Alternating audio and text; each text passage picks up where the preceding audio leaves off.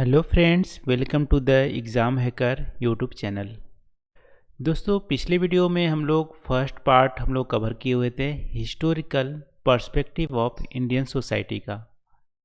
उसमें हम लोग देखे थे हिस्टोरिकली हमारी जो इंडियन सोसाइटी थी वो हमारी कैसे इवॉल्व हुई, हमारी पास्ट में किस टाइप का हमारी कास्ट सिस्टम थी और कॉलोनाइजेशन टाइम में कैसे इवॉल्व हुई, मॉडर्न टाइम में कैसे चेंज हुई, सारा कुछ हम लोग पिछले वीडियो में डिस्कस किए हुए थे।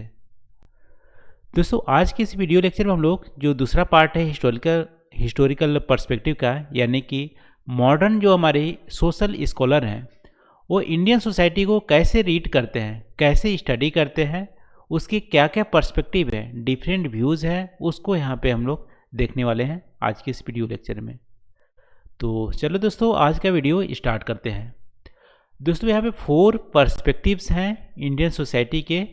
पहला है इंडोलॉजिकल पर्सपेक्टिव, दूसरा हमारे पे ओरिएंटलिज्म पर्सपेक्टिव, तीसरा है स्ट्रक्चरल फंक्शनलिज्म पर्सपेक्टिव्स, चौथा है Marxism perspective of Indian society.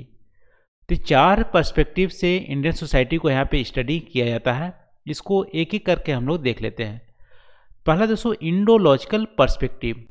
देखो, इंडोलॉजिकल पर्सपेक्टिव का लिटरल मीनिंग है यहाँ पे साइंस ऑफ इंडियन सोसाइटी, यानी इंडियन सोसाइटी का स्टडी करने को बोलते हैं इंडोलॉजिकल।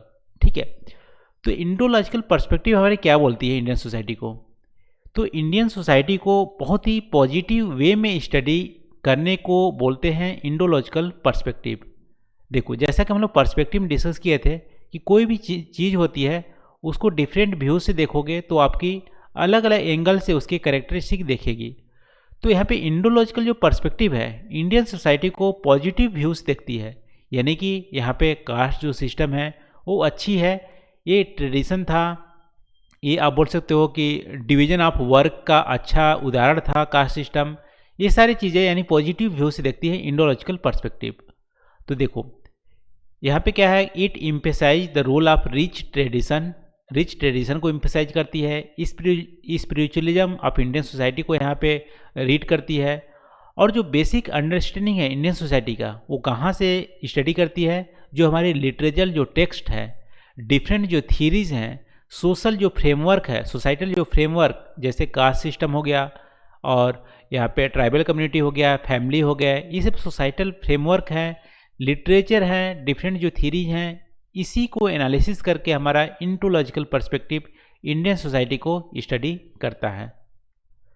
तो दोस्तों, इस पर्सपेक्टिव में बहुत सारे स्कॉलर हुए हैं, ठीक है, लेकिन यहाँ पे GS गुरुवे ये कर्नाटका के स्कॉलर थे, इनका नाम फेमस है इस पर्सपेक्टिव में। तो दोस्तों, यहाँ पे जो GS गुरुवे हैं उन्होंने स्टडी किया हुआ था और बोला कि जो इंडियन सोसाइटी है वो हमारे यूनिक है अपने स्ट्रक्चर में, फंक्शन में और डायनामिक्स में, ठीक है, और इसको यूरोपियन सोसाइटी से एसोसिएट नहीं कर सकते, यानी कि यूरोपियन सोसाइटी से कंपेयर भी नहीं कर सकते, ना ही इसको मैच कर सकते हैं, क्योंकि इंडियन सोसाइटी अपने आप में यूनिक है। ठीक है, किसके हिसाब से? इंडोलॉजिकल पर्सपेक्टिव जब स्टडी किए उसके हिसाब से इंडियन सोसाइटी क्या है, यूनिक है, अपने आप में यूनिक है, अलग है, इसकी फंक्शनलिटी अलग है, डायनामिक्स है। ठीक है, तो यहाँ पे वाइड रेंज ऑफ स्टडी यहाँ पे इंक्लूड किया गया था सोशल स्ट्रक्चर के रूप में, ठीक है, रिलेशनशिप, कल्चरल वैल्यू, किनशिप। तो इनकी स्टडी, ये सब स्टडी करने के बाद इंडियन सोसाइटी को यूनिक, फंक्शनल और डायनामिक बिहेवियर बताया। तो GS गुरुवे दोस्तों, ये हमारी जो हमारे इंडोलॉजिकल पर्सपेक्टिव है उनके मेन आप बोल सकते हो स्कॉलर थे। इनके हिसाब से जो इंडियन सोसाइटी थी उसको यहाँ पे इतने सारे कंपोनेंट में डिवाइड कर सकते हैं: caste, tribal, kinship, culture and civilisation, religion, family और मैरिएज। ठीक है, तो इतने सारे कंपोनेंट में डिवाइड कर सकते हैं और इसको अलग अलग कंपोनेंट को उन्होंने, जो हमारी रिलीजियस टेक्स्ट थी, लिटरेचर जो टेक्स्ट थी, जो हमारी इंस्टीट्यूशन है, इस सब को उन्होंने बेस मान के, थ्योरीज को बेस मान के इसको अलग अलग स्टडी किया। जैसे यहाँ पे कास्ट के लिए उन्होंने कैरेक्टरिस्टिक बताया GS गुरुवे ने कि कास्ट की हमारी क्या क्या कैरेक्टरिस्टिक है। तो कास्ट में सेगमेंट डिवीजन है, ठीक है। सोसाइटी का कास्ट हमारा सेगमेंट डिवीजन है, यानी कि सोसाइटी आप बोल सकते हो कि जैसे मान लो ये हमारी सोसाइटी है, सोसाइटी की जो डिवीजन है, सेगमेंट डिवीजन का मतलब यहाँ के अलग अलग पार्ट है। तो हमारी एक कास्ट हो गई, एक कास्ट हो गई, तो कलेक्शन ऑफ कास्ट को एक सोसाइटी बोला, सेगमेंट डिवीजन बोला। फिर यहाँ पे जो कास्ट है उसमें हायरार्की है, यानी कि ऐसा नहीं कि सारे कास्ट क्या है इक्वल है, कुछ की अपर स्टेटस है, कुछ की लोअर स्टेटस है, डिफरेंट लोकेशन है, यानी हमारी कास्ट की यहाँ पे हायरार्की भी बनी हुई है। सिविल रिलीजियस डिसेबिलिटी है और प्रिविलेज है, यानी कुछ को यहाँ पे अलग राइट दिए गए हैं, कुछ को यहाँ पे डिसेबल बना दिया गया है, रिलीजियस डिसेबल। जैसे शूद्रा को पब्लिक जो चीज़ें हैं, ट्रांसपोर्ट है या पब्लिक जो हमारी कम्युनिटी बेस्ड जो भी हमारी एम्यूनिटीज़ थी, जैसे वेल हो गया या टेम्पल हो गया, उसको यहाँ पे फॉरबिडेड था। तो रिलीजियस यहाँ पे डिसेबल भी किसी को किए गए थे, सिविल राइट भी कम किए गए थे, किसी को ज़्यादा दिए गए हैं, प्रिविलेज ज़्यादा दिए गए थे, जैसे प्रिस्ट को, ब्राह्मणज को प्रिविलेज ज़्यादा थी। तो इस टाइप की करेक्टरिस्टिक थी इंडियन सोसाइटी में। और यहाँ पे ऑक्यूपेशन पे, यानी जो व्यवसाय थी उसको रिस्ट्रिक्ट कर दिया गया था, चॉइस को रिस्ट्रिक्ट कर दिया गया था, यानी कि कोई अपने से व्यवसाय को चूज नहीं कर सकता, जो उनके कास्ट से जो व्यवसाय जुड़े हुए थे उसी को करना था। तो यहाँ पे आप बोल सकते हो कि जो बच्चा जन्म लेता है वो पिता जो करता है वही उसको भी करना होता था। तो अभी लेटेस्ट आप देखोगे तो जैसे इंडिया में स्किल की अभी कमी हो रही है, ठीक है, स्किल कमी हो रही है, स्किल इन्हेंसमेंट के लिए अलग अलग प्रोग्राम गवर्नमेंट चला रही है। तो जो हमारे पुराने जो यहाँ पे डिवीजन ऑफ लेबर या कास्ट के बेसिस पे जो कैरेक्टरिस्टिक थी उसमें स्किल की यहाँ पे कमी नहीं होती थी, क्योंकि उसको स्किल तो माता पिता से मिलती थी, जो माता पिता करते थे, जो बाबा परदादा करते थे वही उसको करनी होती थी।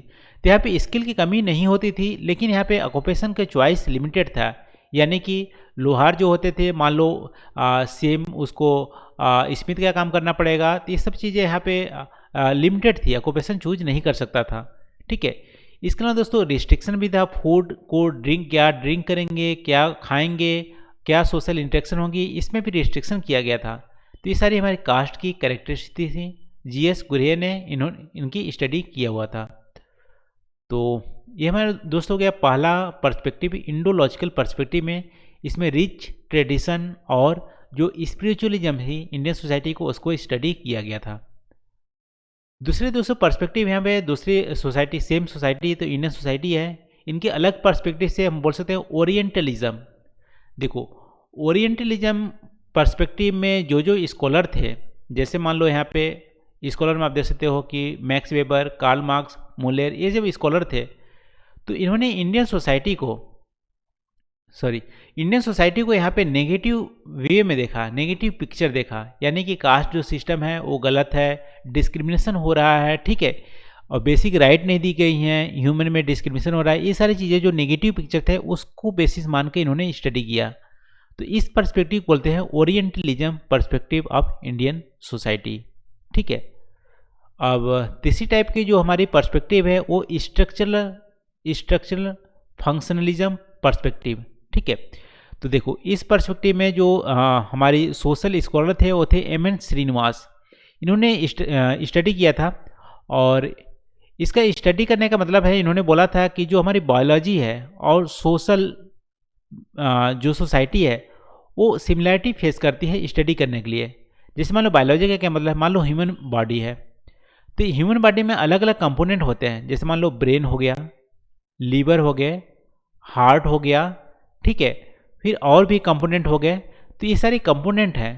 तो इस कंपोनेंट को जैसे बॉडी का कंप्लीट स्टडी करना है तो सबसे पहले आप अलग अलग कंपोनेंट को आप स्टडी करोगे।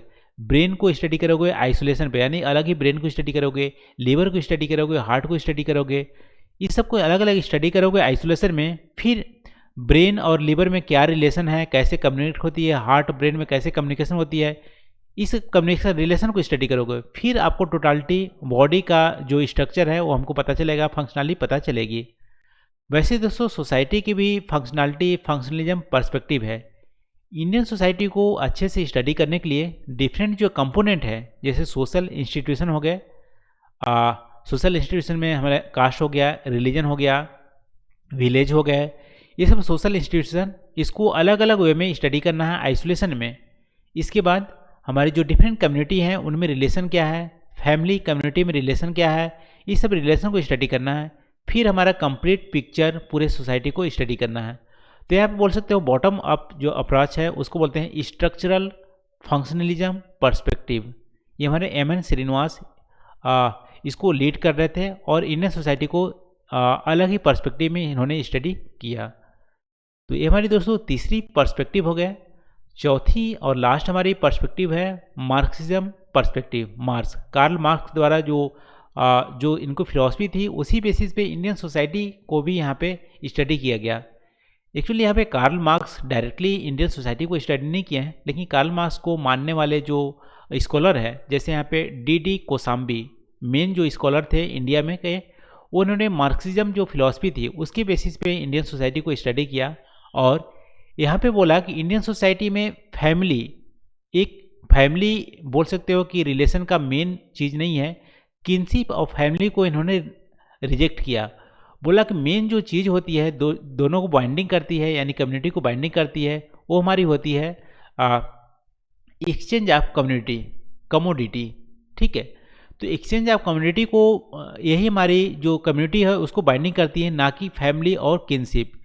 जैसे यहाँ पे एक्सचेंज ऑफ कम्युनिटी का आप यहाँ पे उदाहरण ऐसे बोल सकते हो कि जैसे मान लो मम्मी पापा हैं, वो अपने बच्चे को इसलिए बड़ा करते हैं कि बाद में आके काम देगा, हेल्पफुल होगा एल्डर एज में। ठीक है, यदि उसको लगेगा कि नालायक है या समथिंग है तो उसको अच्छे से पालन पोषण नहीं करेगा। तो यहाँ पे मार्क्सिज्म जो फिलॉसफी है वो बोलते हैं कि कंपेशन और जो केयर होती है वो हमारी रिलेशन के लिए इसेंशियल नहीं है। इसके अलावा एक्सचेंज ऑफ कम्युनिटी होती है, यहाँ पे बोल सकते हो कि दोनों में कम्युनिटी में एक्सचेंज होगी, कमोडिटी में एक्सचेंज होगी, यानी दोनों में रिलेशन होगा स्वार्थ का। तो इससे हमारी इंडिविजुअल बाइंडिंग होती है, कम्युनिटी बाइंडिंग होती है। ये हमारी मार्क्सिज्म की फिलॉसफी है। इस तरह से यहाँ पे कम्युनिटी को अलग ही पर्सपेक्टिव में इन्होंने स्टडी किया इंडियन सोसाइटी का। तो इन्होंने इकोनॉमिक जो वैल्यूज़ है उसको बेसिस माना और जो डिफरेंट क्लासेस यानी दो मेजर क्लास में इंडियन सोसाइटी को यहाँ पे बांटा, लोअर और यहाँ पे अपर क्लास या इकोनॉमिक क्लास और दो जो हमारी रिच क्लास। ठीक है, सॉरी, लेबर क्लास और रिच क्लास, दो क्लास में मार्क्सिज्म की पर्सपेक्टिव से इंडियन सोसाइटी को डिवाइड किया गया है। तो ये हमारी दोस्तों चौथी पर्सपेक्टिव हो गया। इसके हिसाब से इंडियन सोसाइटी को यहाँ पे स्टडी किया गया। तो आज की इस वीडियो में दोस्तों हम दूसरा पार्ट भी कवर कर लिए, historical perspective of Indian society का, और उसमें 4 पर्सपेक्टिव आज हम लोग देखे। तो आज से दोस्तों ये हमारे जो टॉपिक है हमारे हिस्टोरिकल पर्सपेक्टिव हमारी समाप्त हो गई। इसके अलावा जो अलग नेक्स्ट जो टॉपिक हमारी है कल्चरल सेटिंग में, उसको हम लोग अगले वीडियो से हम लोग कवर करेंगे। तो आज के लिए बस इतना ही दोस्तों, थैंक यू फॉर वॉचिंग। मिलते हैं अगले वीडियो में नए टॉपिक के साथ। Thank you.